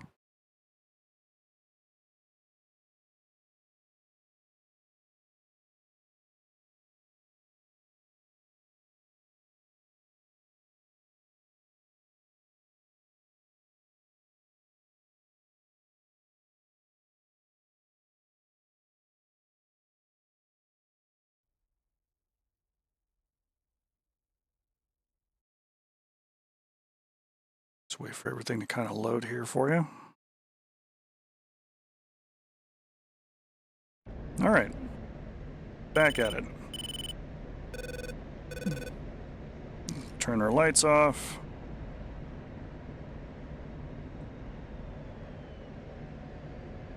Turn our helmet on. Turn the weapons on.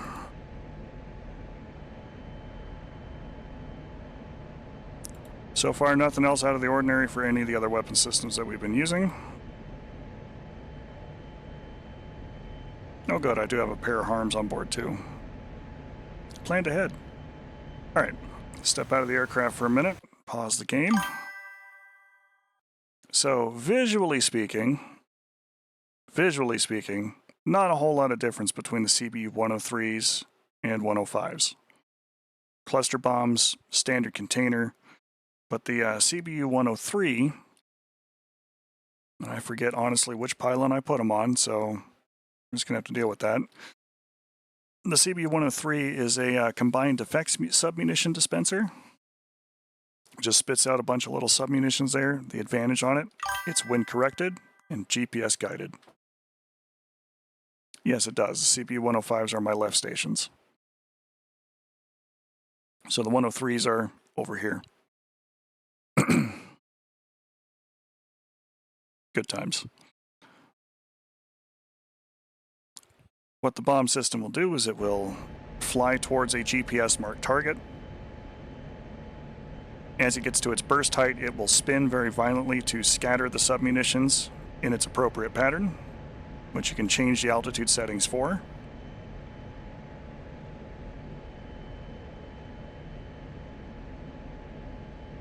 And it'll scatter the little submunitions all over the target. Being wind corrected means you can just point at the target and let it do the work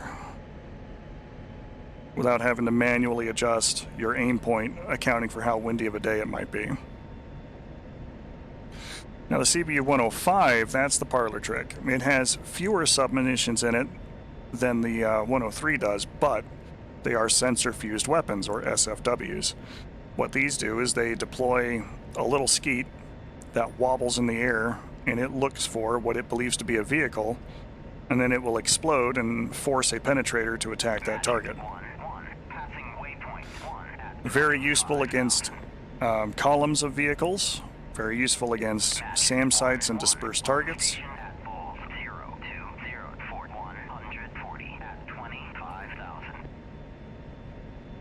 Attack our friend here at waypoint 3 again.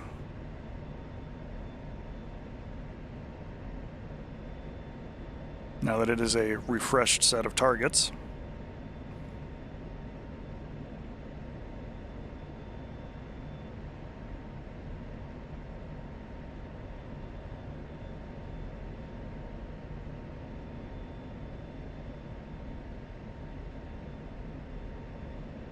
But unlike the CBU-87, which is the dumber version of the 103, or the 97, which is the dumber version of the 105,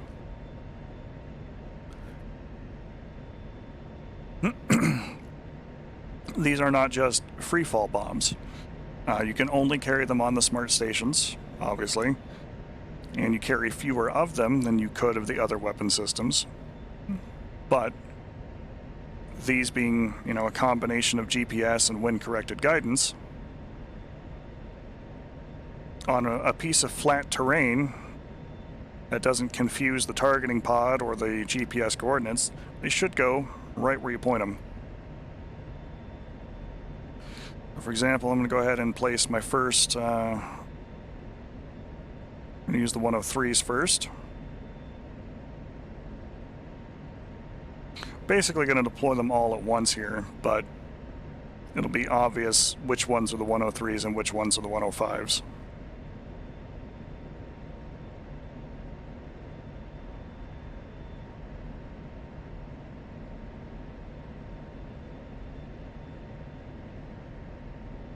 Well, I got time.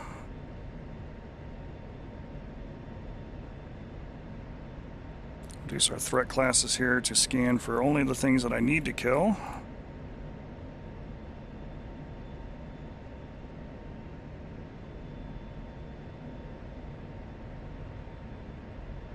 And put my harm in POS mode.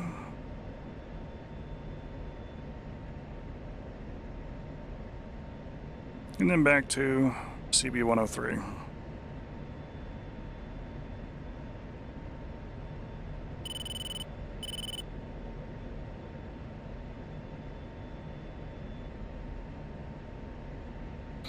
Ihor does make a good point there about the 105 and terrain, in that it does look for burst height.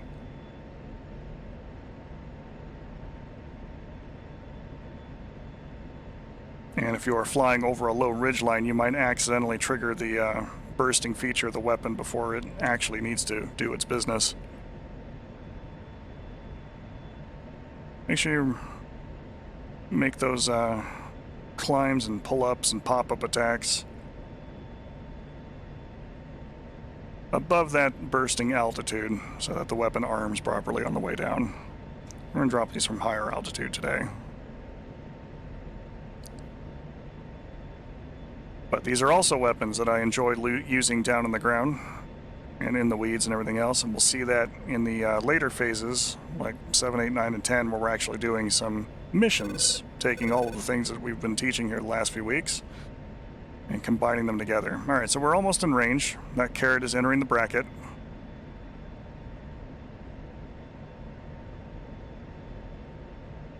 So we could drop them at any time. Let's go ahead and do so. All right, so the 103s. Put one here. One goes off the jet. We'll put one over here. That one goes off the jet.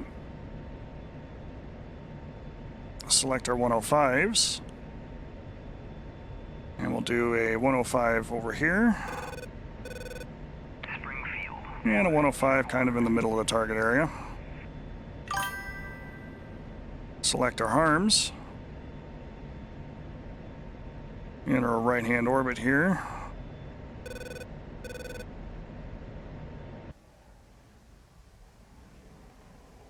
And let's see which bomb we're following here. This is a 103.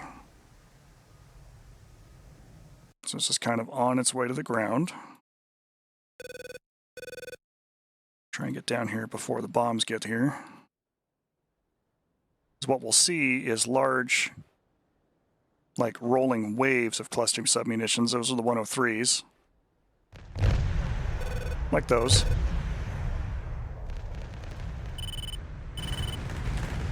And then the sensor fuse mission, or missiles, bombs rather, will throw their little hockey pucks out.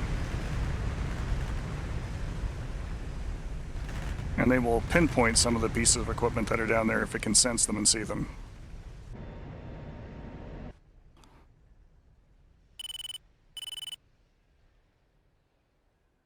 And for the areas that we targeted, because I missed these first two trucks, this is done. Like our CBU 103s came in and ripped apart these BTRs. And the 105s burst over these other two trucks and this outpost. And the little sensor fuse skeets and everything else were to drill those things and, you know, wobble around, find the target, go, hey, that looks like a vehicle. Let's meet my armored profile that I'm trained to look at. And then in it goes, knocks it out.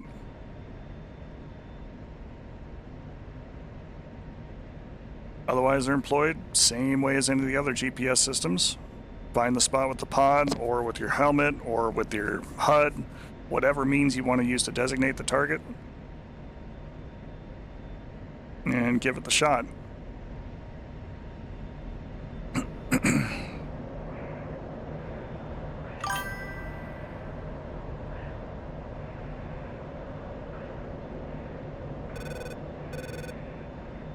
Boys, my chat is not the place to have an argument about any of that kind of stuff. As far as the splash scripting that we use goes.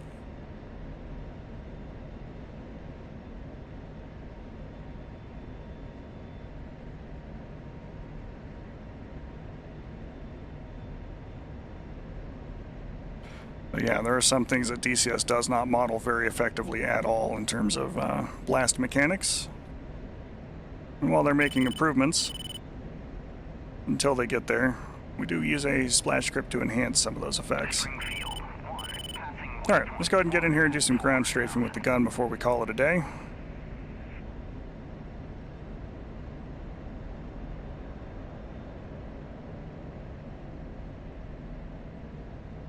It's very simple. Pipper on target. Wait for the double circle to show that I'm in range.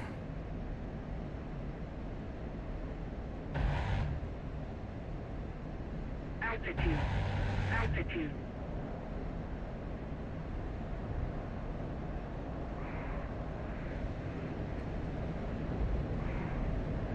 One truck survived. That's unacceptable.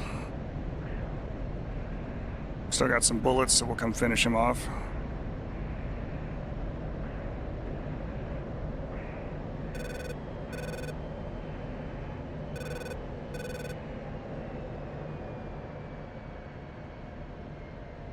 Gonna be quick about it.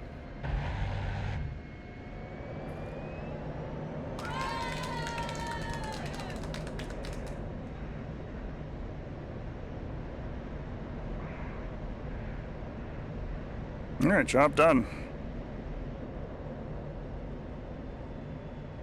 All right, so having gone through all the guided weapons that we have available for the F-16 by default, that's going to be where we put that down for now. Usually Pilum teaches DCSs on Saturdays, except when day job makes me work on a Saturday. which is why we're doing that here today. But our usual schedule, it's one of my favorite ending motifs there. Our usual week-to-week schedule there is displayed for folks. Generally, Saturdays we do Pilum Teaches DCS. Tonight is Friday, so at 6 p.m. we'll be doing some Antistasi with Arma 3, which should be a good time. Back again on Tuesday for DCS Tuesday, where we just fly around, kick around a bit, practice some things. But teaching is more or less secondary there. That's more just me having a good time with that one. Which some interesting things to watch there on that. And classic games. We've been playing through the first Deus Ex game, which the first time I touched that one was when that one was brand new. 20-something years ago now. 26 years. I think it's 2000, 2001 that one came out. So that's always a good time there for that one. Coffee and YouTube channel, the information is there at the top of the screen. And with that, folks, always ask for consent. Try to communicate as best you can to partners. Try to be genuinely decent human beings. And I will catch up with you the next time. Thanks for watching. Thanks for following. Catch up with you later on. Pilum out.